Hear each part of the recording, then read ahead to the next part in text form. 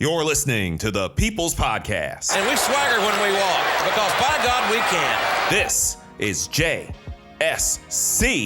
Radio. My name's J. Scott Smith. Welcome back. This is JSC Radio. You're listening to the People's Podcast.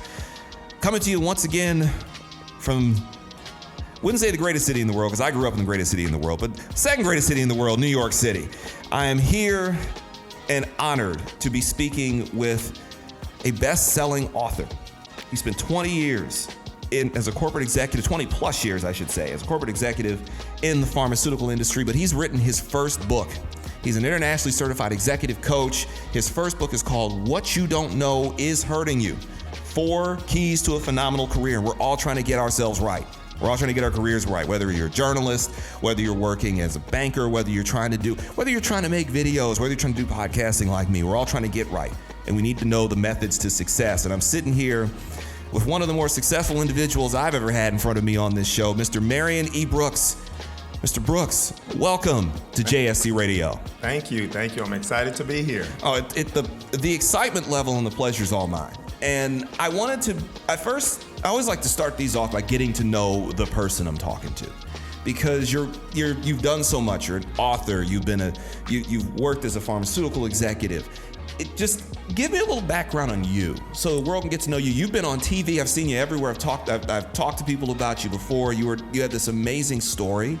Tell us a little bit more about you and how you grew up, because I know you're coming to us from the state of Texas. Yes. You're just like my mother's from the South too, so you're a Southern guy just like my mother's from the South too. Tell me about your upbringing. Tell me a little bit more about you. Okay. So if you look at all of the credentials and all the things that you were describing, you wouldn't expect that from me if you look at the statistics and where I started. I was born to a single mom with 3 children by 3 different fathers. And the ironic thing about it is she was the first child of my grandparents to have a child out of wedlock. My grandfather was a minister and my grandmother was a first lady. She was the youngest of 4, and she didn't have just 1, she had 3. And then my dad, he has 11 children by 10 different women. Wow. Yes. So early on, I was discounted and counted out of the game. I remember one Thanksgiving, I was around 6 or 7 years old, and I came in from outside, and all the adults were in the kitchen area, and I heard someone ask, "Whose boy is that?" And when they said my parents' name, they said, "Oh, that he doesn't have a chance. That kid won't be anything." Wow. And so I started crying, and I went to the back, and my grandmother eventually came back there, and she said, "What's wrong with you?" And I was like, "Well, I don't want to get in trouble. I wasn't eavesdropping, but I heard what they said about me, and I want to know why. Is it the way I look? Is it the way I play? Why would someone say that about me?" And my grandmother, who was my guiding light and savior pretty much, said, "People will put their limitations on you if you allow them to. What I want you to understand is the only limits you have are the ones that you accept." And she said, "I was born in Texas in 1915 as a black woman, and I went to college. You will go to college and far beyond." So she gave me hope, but she also showed me how. And that was just one example of what my grandmother did to make me into the man that I am today. But she always gave me hope, but she also showed me how to be a good person, the value of investing in other people, financial responsibility, all of those ingredients that have helped me to be successful. She gave me the foundation. You dedicated. I noticed at the very start of the book, yes, there was a message to her. What's your grandmother's name? Sunshine. Sunshine. Yeah, because I saw the dedication to her at the start of the book, and you eventually did go on to college. You went to University of Texas, Arlington. Yes. Now, you're originally from Arlington, Texas, or where? From Fort Worth. I'm originally from Fort Worth. Just outside of Dallas. Okay, yes. So UT Arlington, you got your MBA from Aberdeen University in Garland, Texas. Yes. So just to hear about the importance of education, especially for young black men. Oh, absolutely. And coming up in a family situation like you had. And I noticed that you'd mentioned your grandmother's influence and the importance of what she's instilled in you. And I noticed that you said in the book, I remember reading that you gleaned a fair amount of your attitude and the way you used your grandmother as like a motivator for who you wanted to be as a person. Absolutely. And I saw that. And there was a point where you were very reflective, where you mentioned that even though you wanted to be like your grandmother, you did notice at times you had some of your mother's traits as you were going along, and you were able to root that out, or kind of make that a different part of who you are. I guess kind of explain the importance of family and on what that's had on you and what that continues to have on you now. So it's a great question, and one of the things that you were just describing is the power of my grandmother, Sunshine. So her grandmother was half Native American, so Sunshine was her birth name. And what she did, she gave me a great example of what to be, but I wasn't that yet. Right, and how to be. She had incredible emotional intelligence, and my mother is one of the smartest people I have ever met. Her IQ is off the charts, but she struggles with emotional intelligence and that control. And I used to see how she interacted with my grandmother, and my grandmother never reacted to her. She always responded. And my grandmother always looked like the one in control, and my mother looked like the one out of control. And I wanted to be more like Sunshine. But as I got older, I realized when someone triggered me, I reacted just like my mother. So I had to be conscious of that and take action and learn. That's why emotional intelligence is so important. There are a lot of smart people out there with high IQs, but not a lot of emotionally intelligent people out there. And 80% of success is based on emotional intelligence. So I saw that example as a little kid. I didn't know what it was, but I knew I wanted to be like that. And you know what? As we're going to talk about this book, because the term emotional intelligence, and I know it's called EQ in the book. There's also emotional quotient in the book. IQ versus EQ. Yes. And since you brought that up, because emotional intelligence is very important, what is the difference for people who may not get it? The difference between your IQ versus your EQ? So for me, IQ is just being smart, right? That's something that's innate, something that you learn, but it peaks around puberty, around time you get out of high school. Your IQ is pretty much at its peak, right? Mm-hmm. With emotional intelligence, you can learn it. And my definition is your ability to manage yourself and your environment more effectively to get better outcomes. So there are 4 quadrants of emotional intelligence. People don't really know that. And understanding their triggers. So once you understand your triggers, you're able to manage yourself more effectively. And once you're able to evaluate your environment more from a critical lens, you are able to manage your environment more effectively. What would you say are the signs of a good EQ? The signs of a good EQ. Now, one of them is self-awareness. So the primary and the foundation of emotional intelligence is self-awareness. So being able to identify when you are being productive and unproductive based on the decisions that you're making, and also understanding the things that bother you and how you react when you're bothered versus respond. So there's a big difference.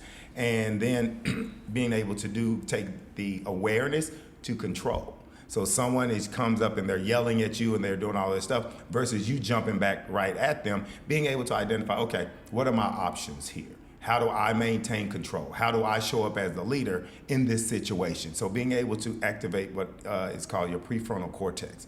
So I'll step back real quick. So when you're reacting, people with low emotional intelligence, their amygdala is the primitive aspect of the brain. It's the part of the fight or flight or freeze component of the brain from our ancestors, the primitive component. And you just are in the moment. This is how I am. If they hadn't I wouldn't have. Those are the types of things that people with low EQ say. But if you have a higher EQ, you're activating the prefrontal cortex. That's the complex thinking and problem solving part of your brain with questions like, what are my options here? How do I stay in the moment? How do I show up as the leader? Those types of things. And that is a good point. I got to learn a lot about the amygdala. You even mentioned amygdala hijacking is a term that I saw in there when you let almost like when you let when you let things like anger or just an attitude kind of take control of you, where people, because almost as if when you react a certain way, they've got you. They got you. They're in control of your behavior at that point. And that's one of the things I want people to know about emotional intelligence. It's not about being passive. It's about managing the situation and yourself. And when you react to how someone else is behaving towards you, you have just given them control over your behavior. And I don't ever want to give my control away.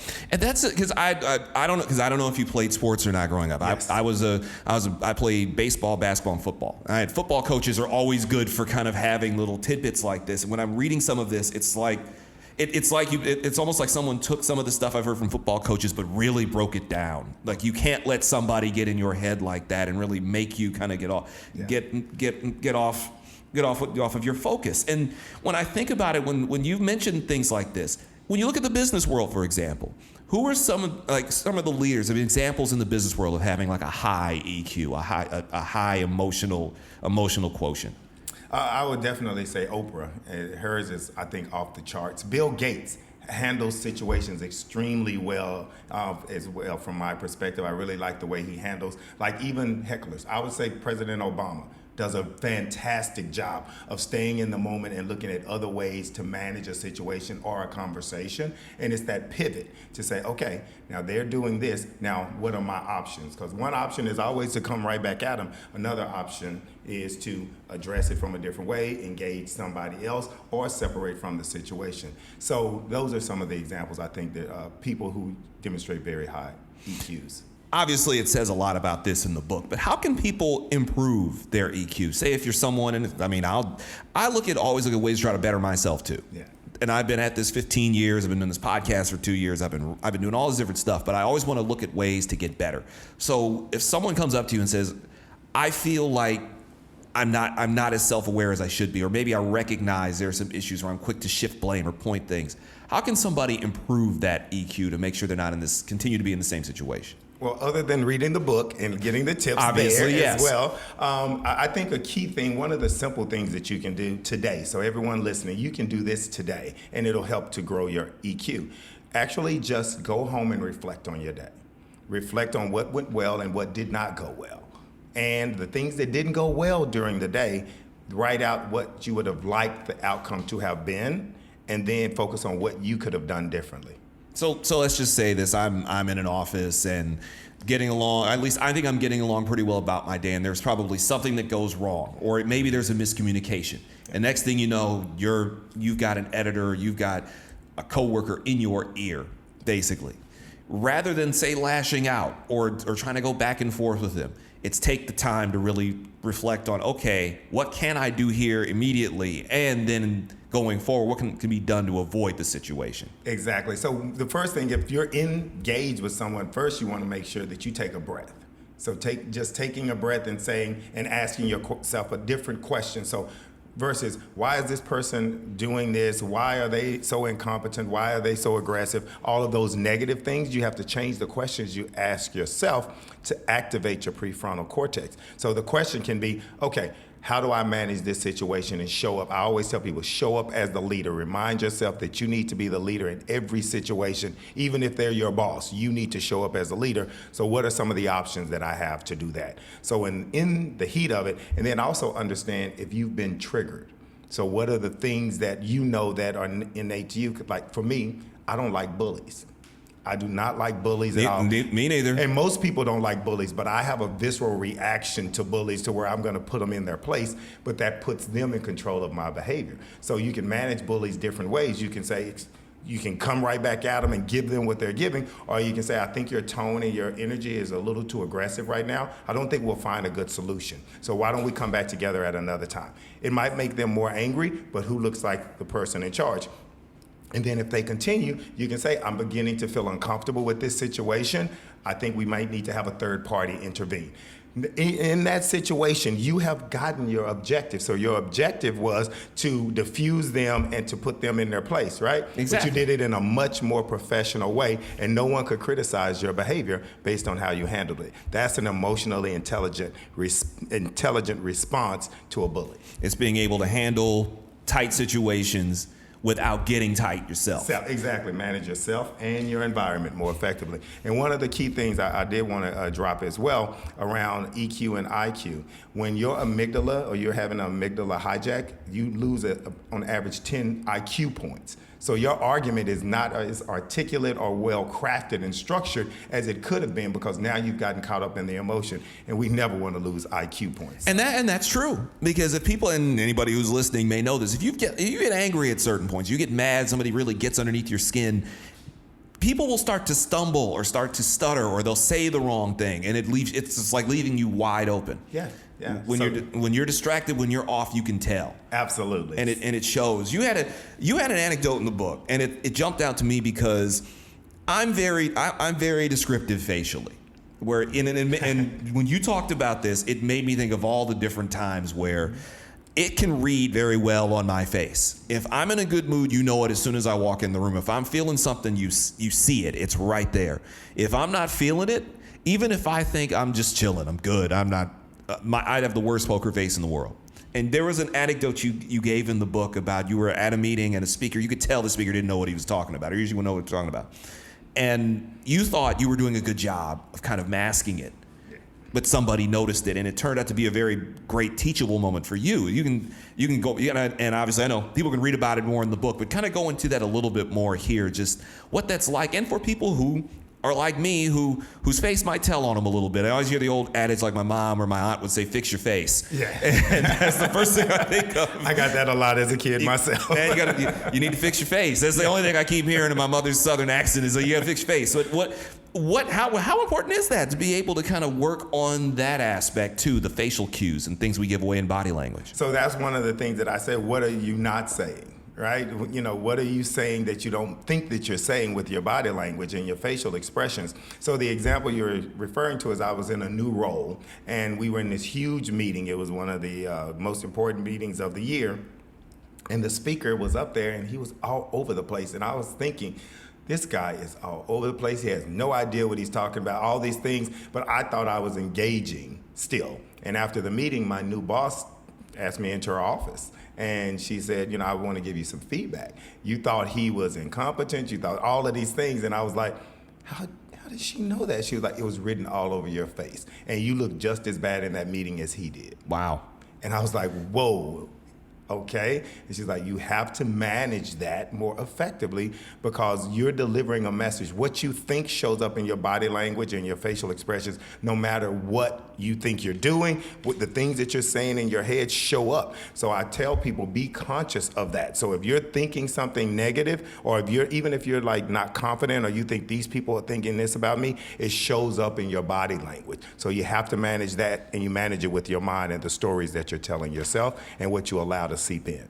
That's all a part of that self-awareness. It's self-awareness. It's such a huge thing is self-awareness. And I see this a lot in myself, where the older I've gotten, I've started to become a little bit more cognizant of how I not only others perceive me, but how I look and thinking, okay, I need to do this better. Yeah. Where maybe in my 20s, I probably wouldn't have said, no, that's not me. That's got to be them. That's got to be them doing this wrong. No, it's me. And that seems to be a tough part for people to figure out sometimes, is just the self-awareness aspect of it. Let me tell you, I've had so many clients come to me being victims of what someone else was doing, and after we broke it down, it was them. And there were things that they could have done differently. Now, I'm not saying that the other people were not doing those things, but they were not looking at the options they had to maintain their power. And so that's what I really teach and coach a lot around, is how do you maintain your power, because there's always an opportunity in every obstacle. But we focus so much on the obstacle, we miss the opportunity. So I help people to identify the opportunity in their obstacles so they can grow. And what drew you to coaching? Because you had this very successful career in the pharmaceutical industry. But what was it that called you to want to help people, to be able to coach, to be able to teach? It's I think a continuation of my grandmother's purpose of investing in people and all the investing that she did in me. And I started at one point in my career, I was coaching new hires. I was in the training department, and it's the job that I enjoyed the most in my life. I do a lot of mentoring and all of those things. And what I realized is that I get the greatest joy out of watching people go from point A to point B and playing a part in helping them get there. And so with the coaching component of it, I had a great executive coach at one point in my career when I was stuck. And he helped me get unstuck by making some changes within me. And I was like, wow, I would love to be able to do that for people. And so I was, as you said, very successful. I climbed the ladder and realized that I think the ladder was up against the wrong wall that I had climbed, because I was successful making more money than I ever thought that I would, but I was still unfulfilled and unhappy. So I started searching for my purpose. And I went to this event. I'll tell this story real quick, but I went to this event called The Life You Want. It was Oprah's tour. She was touring the country, and I went. It was like a 2-3 day event. And at one point, we had to write out what our lives would look like in full color. What would we like for our lives to look like? And I added, if money didn't matter and failure wasn't an option. Wow. And when I wrote it out, it was a very emotional time period, because what I realized is that I had never given myself the permission to think about what I would really want to do. It was always what I thought I could do or what I had to do versus what I wanted to do. And so I wrote it out, and I keep it on my coffee table at home now. Anytime I get frustrated or anything, I go back to it. But I wrote that I would be a coach. I wrote that I would spend my life living my purpose of investing in people full time, and that I would be an author with 3 books. So I'm already internationally certified, 1 book, 2 more books to go. You're a third of the way there. Yes. How are you able to balance it? Because you're still working in this industry while coaching and writing this book. How have you been able to keep all that together? Because there are days where I struggle to remember where I put my glasses when I get up in the morning. It's like, you're out here doing all this. What makes you keep going? How are you able to pull this all off? It's a great question. So I prioritize. Number one, I prioritize my energy and what I'm doing, but everything I do now at this point in my life is around my purpose. So everything like the job that I do, I lead a team that generates over $950 million a year, but my job is to coach and to develop and all of those things with those people and to give them feedback and to support them. And so that's part of my purpose, right? And so with the book and with the coaching, it's all investing in people. So all of it can become a lot sometimes. I have to step back and energize myself, but it's all purpose driven. So it's not as hard, but I have to prioritize my energy. And I've learned an important word: no. I have to say no to some things. That's one of the most important words in the English language. Yes, and I've learned that I have to say no to some things to say yes to the big things. Exactly. Yes. And having that time, and a lot of that goes into self-awareness. Self-awareness. Exactly. It all ties back in together. Yeah, that's why I say that the EQ is 80% of success. And I'm not just saying it. Research shows it over and over. They've done it between 70 and 80% of people's success is going to be focused on emotional intelligence. And that's why I want to try to educate people a little bit more about it, because most people have heard about it, but they don't know their triggers. They don't know the 4 quadrants, and they don't know what to do in the moment to maintain control. And that's why I'm trying to give them those tips. And also, it's not that hard to do. That's what I want people to know. Managing your EQ, being aware is the first step. You're already 10 steps ahead of the majority of people if you work on your self-awareness and you know about EQ and you know when you've been triggered or you have demonstrated a poor EQ, you're already ahead of the curve. As you talk about this, and I think about it, a lot of self-awareness is also understanding that you can't always take everything personally. I'm guilty of that. I'm full on guilty of that. I have an ego. Sometimes, even if they're not coming at me, I'm in my own head sometimes. It was like that. I think about when I was, one of the first years I was playing baseball, and I had the kid overthrows me by a little bit. I was playing first base. Kid overshot me by about a half foot. Ball goes over my glove. And I'm so in my head the rest of the way thinking, how did I screw this up? Instead of just saying, you got to let it go. The older you get, you let that go where, it happens. Or you'll drop a ball or go through your legs. You don't let it haunt you that much. But I was hear it all the time. Don't take it personally. Don't take it personally. Well, how can I not take it personally? Well, now that I've got you in front of me, how can I and others not take things personally, whether it's criticism or shortcomings or intermittent failures, or not even failures, just things not going right? Things of that nature. So I love that question, because it goes back to finding the opportunity in your obstacle, because there's always an opportunity, but people, again, get focused on the obstacle. And Nelson Mandela has this great quote. He says, I never lose. I either win or learn. So taking each situation as a learning opportunity of what you can do differently, more effectively, or with more impact is the key to getting past that. But also not taking things personally. It's a great book, The 4 Agreements by Don Miguel Ruiz. I live by this book, and it'll change your life if you follow the 4 agreements. The most important ones to me are don't take things personally and don't make assumptions. So I will sit back and I will say, okay, this situation happened and I felt this way and I behaved this way based on how I felt, right? Yeah. And I was like, okay, that means, okay, I took that personally. And nothing that someone else does is personal towards you. It's always based on the story that they are telling themselves, the situation that they come from, their background. So being able to be conscious and say, okay, this person just did that. That has nothing to do with me. But what we do very often is we take other people's issues and make them our own when we get in our head about what they just did, or like someone passed by you and didn't speak today. And we start telling ourselves a story.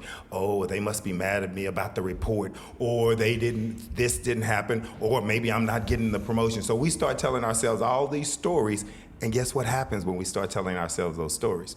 Our behaviors are focused on what the story we were telling ourselves and not reality. So we start behaving like this, and the other person thinks we're crazy.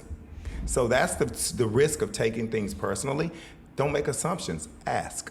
Always ask. And people are, it's almost as people are projecting essentially what they're dealing with onto you. And onto you, and some of it is legitimate from their lens as far as their experiences or what they've been through. And when someone does that, typically this is what it means, but they are making assumptions and taking something personal. And a lot of the times I've had conversations with people where I've done that, and I was thinking something, I said, I better ask them. And it's like, oh no, I'm sorry, I was seeming distant today.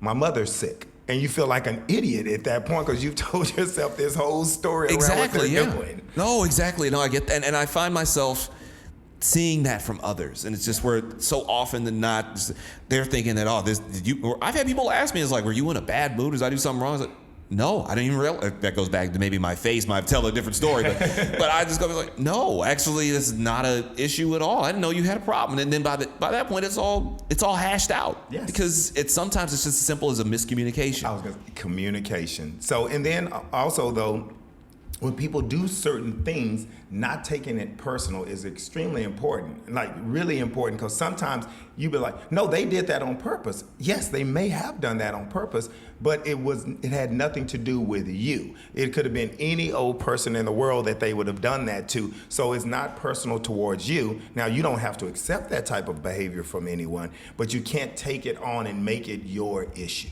Exactly. Don't take other people's issues and make them your own. And that's what you do when you take it personally. You can't carry somebody else's weight. You cannot carry their weight. It makes total sense. And you mentioned earlier, you talked about how some people who had high emotional EQ and are able to kind of let that stuff just go right off their back, like the likes of Oprah, where I've seen so many speeches where it doesn't even faze her, doesn't even bother her. There are guys like Barack Obama, where I just recently had seen where he was doing a campaign stop for Andrew Gillum, and there's a heckler in there, and he just handles it just so smoothly. That's the EQ, because he handled the man. Now his objective. So it's really important anytime you're doing those types of things. What is your objective? His objective in that situation that you're describing was to diffuse the man. And he did it. And who looked like the leader? He didn't start yelling back at him. He didn't start to lose control. He showed up as the leader, and he kind of scolded the man in a nice way and said, "Hey, do you realize what you're doing?" Yeah. Are you here to support us? Or are you here to support? What's the point? And he's very, very calm, very cool. Very cool. Some of the all-time great athletes have the same kind of mindset. Things don't rattle, and things get tight. The tight game late. Either ninth inning of a baseball game, fourth quarter of a basketball game, football game, and they aren't sweating. Yeah. They aren't worrying about it. You can tell they're not panicking, and you see that. When we talked about that earlier, you brought up Obama, and we're in the midst of an election. Yes. And you look at some of our elected officials. I'm not going to name any names, but they know what I'm talking about. And there's some elected officials where you see them, and could be particular political party, because there's some on both sides who could do a lot better job of this. What should voters look for in their elected officials? What should people look for in their elected officials when it comes time to vote them in, what you're going to run? What should you look for in someone running for political office at any level? For me, it's extremely important to have someone who manages themselves as a leader in all situations. And it's really critical. Like, people with low emotional intelligence, they can be successful to a point. But what you have to realize, especially if they are a leader, I don't care if they are the city council or, the Senate, what happens is that when you have low emotional intelligence, you don't keep A players on your team. Because A players will not deal with that type of behavior, because guess what? They have options. Exactly. B players have options. So eventually you're going to end up with a bunch of C and D players who can't do any better on your team. And so if you're leading something for a larger group, the group is going to suffer, whether it's the school, in your district or it's your state, because you will be ineffective because you will not be able to keep the best people on your team. And that's what people don't understand. When you're looking at political leaders, you need someone who's going to be able to keep the best people around them, because we are much smarter than me, is what I always tell people. So you need smart people around you, and if you want the best, you have to show emotional intelligence, you have to show respect, and you always have to treat people with dignity. And if you're not doing that, you're going to lose people. The team, you're only as good as the team around you. You're only as good as the team around you, and people with low emotional intelligence, they can start off with a great team, but they're going to eventually end up with a D team, because those are the people who are like, well, I don't care. And the other thing, as far as that is concerned, is that people won't work as hard for you. They will do their job and they will go home. Now, if people feel that you respect them and that you're investing in them, and that if they make a mistake, you're going to protect them and help them to grow, they're going to work much harder for you. And I've done it, and I've had people do it for me. You go above and beyond for those types of people. People who are not treating you with respect or that you don't trust, you don't work as hard. And I think if everyone thinks about that, they're like, okay, I'm getting my check, I have to do this, and at 5 o'clock, I'm out of here. Where the other people are like, well, it's 7, but I don't want to disappoint Jay. Exactly. And so I'm going to work harder for Jay because I don't want to disappoint him. And this is my definition. The difference between a manager and a leader is managers require people to do things. Leaders inspire people to do things. And you want a politician that inspires people to do things, because they'll do a lot more. When I hear that, and again, this is something you can apply to so many different things. You can apply it to politics. You can apply it to whether you're working in a newsroom. If you're an athlete or you're a coach, if you're trying to coach somebody, it's the same thing. I haven't played football. When I played football, I still think about the stuff my football coach said to me, and it's 22, 23 years ago. But there were things he said, and he always inspires you to want to do more. And even at his advanced age now, if I still talk to him, he still has something to say. He still has those gems. And hearing that, it does make sense, because I've worked with people where as soon as they start talking, I want to run through a wall for this guy. Yes. I would. Did you tell me what you need me to do? I don't care if it's 4 o'clock in the morning. Let me jump in the shower, go get ready, and we'll make this rock and roll. And I've also, and as you mentioned there too, one of my favorite movies is Office Space, and I still think of a point where Peter is sitting there talking to his bosses, and he says, "The thing is, Bob, it's not that I'm lazy. It's that I just don't care." Don't care? It's a problem of motivation, all right? Now, if I work my ass off and Initech ships a few extra units, I don't see another dime. So where's the motivation? And here's something else, Bob. I have 8 different bosses right now. I beg your pardon? 8 bosses. 8? 8, Bob. So that means that when I make a mistake, I have 8 different people coming by to tell me about it. That's my only real motivation, is not to be hassled. That and the fear of losing my job. But you know, Bob, that'll only make someone work just hard enough not to get fired. and you don't want to be the guy who just does enough to avoid getting fired. That's where things, and people should really definitely need to read this book. And before I get to that, I have to ask this question. Of all the success you've had, what is something that you wish you could do over? Is there something that maybe you're saying, hey, it turned out really well, but it could have been better? Or is there something you maybe missed on that you thought you could improve on? And kind of being a little self-reflective in everything that you've done. So for me, it would be with my children. So I raised my daughter and my 3 nieces.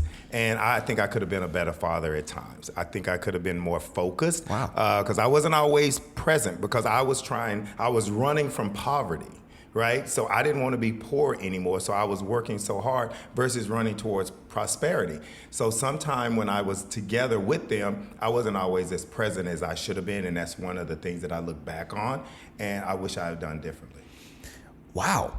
That kind of caught me off guard there. I was expecting, and you said you raised a daughter plus your 3 nieces. Yes. I'm the father. I've been the father figure for all of them, and they're my children, and I love them all. And they're amazing young ladies. Like, when everyone asked me, what's your greatest accomplishment? I was like, being their father, watching these young ladies turn into who they become and playing a part in it. That's my greatest success. That was actually going to be my next question. Yeah. Is what you consider your greatest success? And clearly you just noted it. It's your kids. Oh yeah, those young ladies, they're just phenomenal. And being their father has been my greatest joy. I would like to simply close it out with this. what's a message to somebody who's, and by the way, I should note Nathan Hale Williams, who Yes. also helped you with this book, and his name is right on the cover of the book with you. Nathan Hale Williams, the two of you did such an awesome job on this book.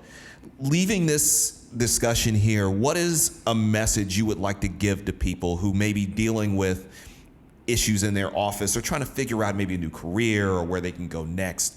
What would you suggest for them to do, say if right now they're at a crossroads of how can I get better at my job, or I feel kind of like where you were. I've been so successful, but there's so much more I want to do. What kind of advice would you give to somebody listening right now who's maybe on those crossroads? So if you're in a crossroads right now, I would say the main thing you need to realize is that you have power and you have options. And when we feel stuck, when we feel frustrated, or when we feel insecure about a role or what we're doing, it's usually because we see scarcity versus opportunity.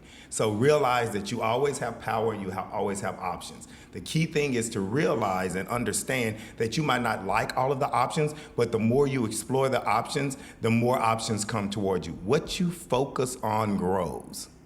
What you focus on grows is what I always tell people. So if you focus on the negative, you focus on what's happening, and you focus on and put all your energy around that negative thing, it gets bigger and bigger, and more people start to say, yes, they shouldn't be doing that to you, or, oh, poor you, and so that becomes bigger. But if you start focusing on and asking yourself, what are the options here? What are the other things that I can do to ultimately get to where I want to go? The universe starts to show you different options, and then different people start to come into your life, and different situations occur, and you're like, wow. So always know that you have options, and what you focus on grows, so focus on success. That's what I would say.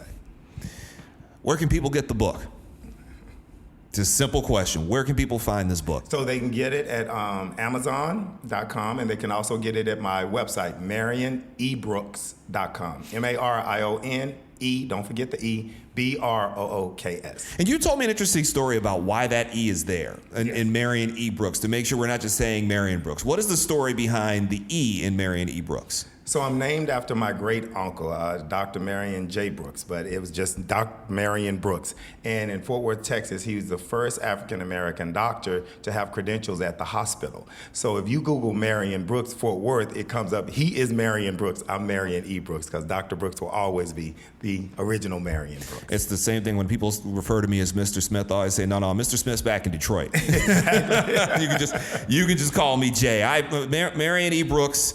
What you don't know is hurting you. The 4 keys to a phenomenal career, obviously with help from Nathan Hale Williams. Thank you so much for coming on JSC Radio. I hope anybody who's listening to this, I hope you've gotten a ton out of this. We're going to make sure that we have the link, the Amazon link to this book, as well as a link to your website in the description on this podcast, by the way, to make sure people can get an opportunity to get a hold of this amazing book. Marion E. Brooks, thank you so much for coming on JSC Radio. Thank you, Jay. I had a great time. I appreciate it. And there you have it. Another one in the books. Remember, here on JSC Radio, we don't do interviews. We have conversations. And I want to thank Marion Brooks for taking the time to have a conversation with me in the midst of his crazy schedule. That brother is back down in Texas right now, taking care of business, so I want to shout out to him. See, this is what happens when you get a Sigma and a Noop in the room. All sorts of great things happen along the way. I want to shout out Giselle Phelps of GJP Media, who helped put this entire thing together. She did a hell of a job setting this whole thing up for me. She's awesome, one of my favorite Canadians ever, and I want to make sure I shout her out. Be sure to follow GJP Media on social media. And I just want to thank each and every one of y'all for supporting this show. There will be a link to Marion's book. You can get it on Amazon. It's going to be in the description of this thing. My name is J. Scott Smith, telling you to take care of yourself. God bless. Always dare to be different. Always have your pets spayed or neutered. And remember to adopt and don't shop. And we are out of here. Until next time, goodbye, everybody.